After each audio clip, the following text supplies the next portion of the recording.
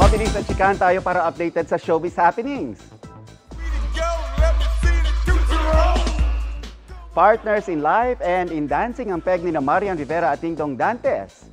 Pinusuan ng netizens ang kanilang Tootsie Roll dance cover na ngayon may mahigit 10 million views and counting. Fresh and good vibes naman ang hatid ng ilang Sparkle teens sa fan meet event nila sa Las Piñas.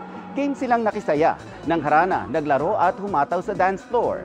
Extended ang kilig and freshness na yan sa youth-oriented series na Sparkle U na mapapanood na tonight after 24 Oras weekend. Nagbigay naman ng sayang ilang Sparkle artists sa charity event ng Kapuso Brigade para sa mga abandoned elderly. Dumalo rin doon ang actor-comedian na si Nino Mulak. Ayon sa founder ng Kapuso Brigade, taunan silang may charity event para makapagbigay saya at tulong.